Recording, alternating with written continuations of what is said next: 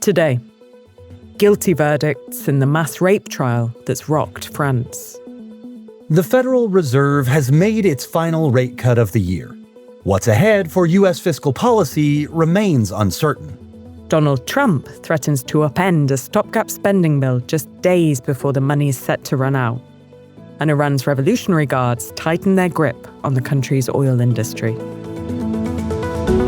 It's Thursday, December 19th. This is Reuters World News, bringing you everything you need to know from the front lines in 10 minutes every weekday. I'm Christopher Walljasper in Chicago. And I'm Tara Oakes in Liverpool.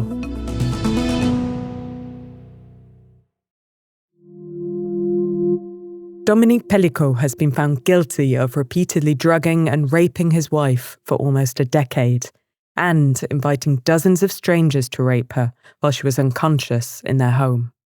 He's been sentenced to 20 years in prison. The trial has shocked France and reverberated around the world. Juliette Jabkiro is in Avignon.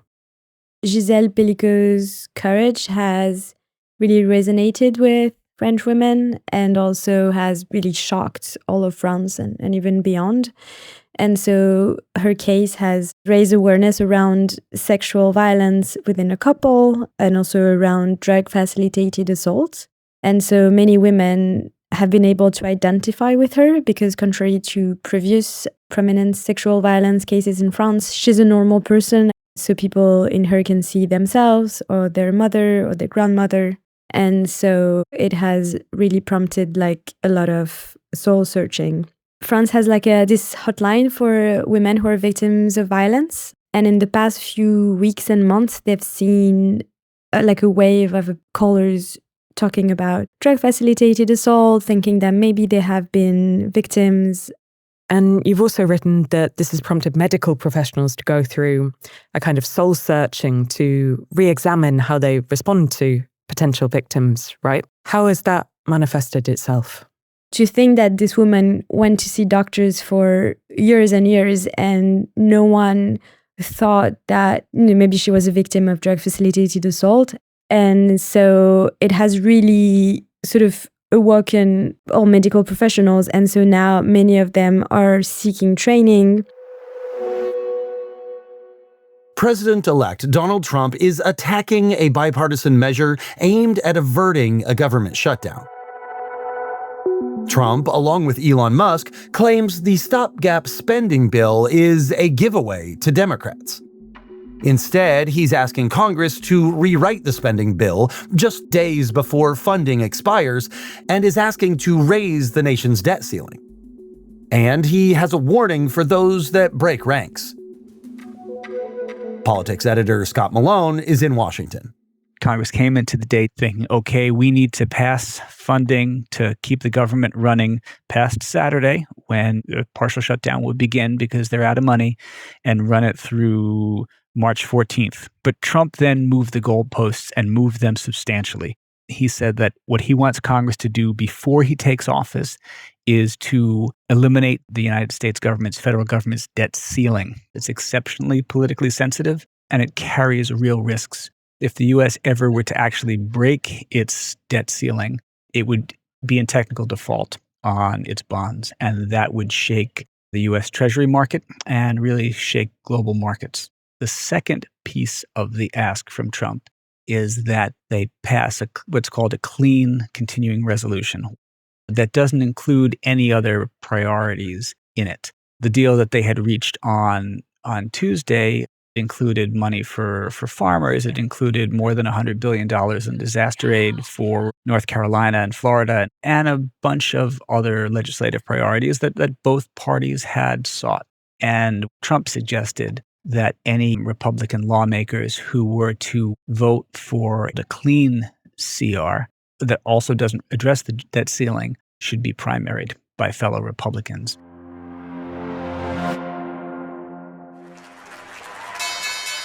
And from fiscal policy to monetary policy, Donald Trump also looms large.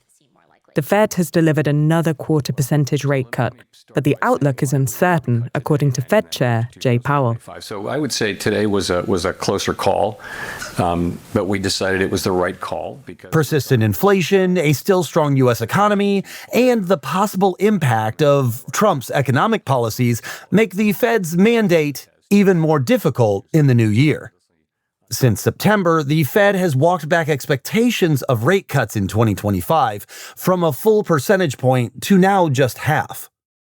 Our Fed reporter, Howard Schneider, asked Jay Powell about how the Fed is gauging Trump's possible impact on the economy in the year to come. So they will say, and he said, too early, not enough information, call us in 6 months or whatever. But make no mistake, they're starting to puzzle through this, and the staff are starting to model different scenarios. And in fact, Powell said that some of the members, as they penciled in fewer rate cuts next year and a slower pace of rate cutting and slightly firmer inflation, said they were conditioning that outlook on likely fiscal policy to come. Here's Powell at the press conference. That when the path is uncertain, you go a little bit slower. It's not unlike driving on a foggy night or walking into a dark room full of furniture. You just slow down. And so Powell also weighed in on Trump's idea of starting a crypto reserve. We're not allowed to own Bitcoin. The Federal Reserve Act says what we can own, and we're not looking for a law change. You know, Austin Goolsbee was asked about this a couple weeks ago before the meeting, and he said, well, it kind of gives me indigestion. They consider it an asset class, a highly speculative asset class, not a currency.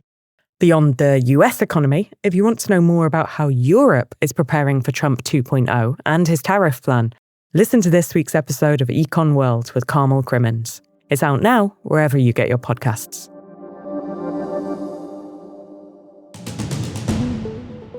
Thousands of Amazon workers will walk off the job today in the crucial crunch of a holiday season. Union officials say the retailer failed to come to the bargaining table to negotiate contracts. The US has reported its first severe case of bird flu in a Louisiana resident who is hospitalized in critical condition.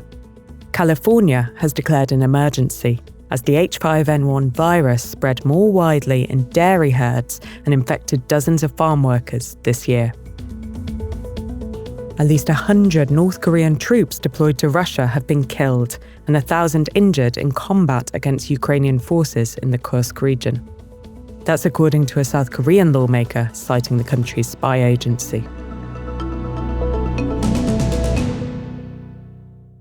Iran's oil industry this year has generated more than $50 billion in revenue for Tehran. That's despite tough sanctions from Western nations that severely limit where that oil can be sold. And as our senior commodities correspondent Jonathan Saul has been reporting, those sanctions are partly why nearly half of Iran's oil is now being managed by Iran's Revolutionary Guards. It all started back in roughly around 2012, when Iran started to really feel the heat from Western sanctions, and they had to come up with a plan of how best to fund the Revolutionary Guards. So essentially the Revolutionary Guards will be given the oil, and they have to then come up with a plan of marketing, distributing, shipping the exports, and they get to keep the proceeds of it. And it all came about also because the Revolutionary Guards became so adept at sanctions busting through a series of networks, ploys, using everything from front companies to shadow fleet tankers, that they became increasingly able to export from the point of origin to the actual destination. So what does this oil mean for conflicts around the region?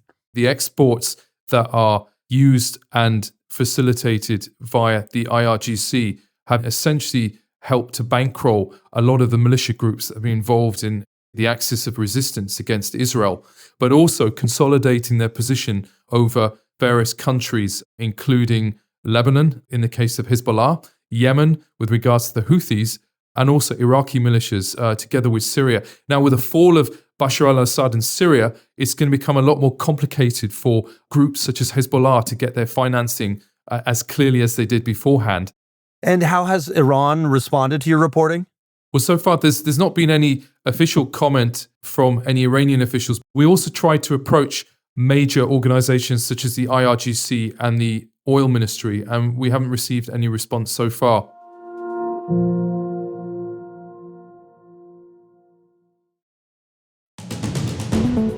Today's recommended read is the latest installment in our fentanyl series, about the chemical brokers who are funneling fentanyl ingredients from China to Mexico's cartels.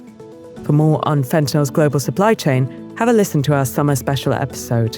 There's a link to that and the special report in the pod description.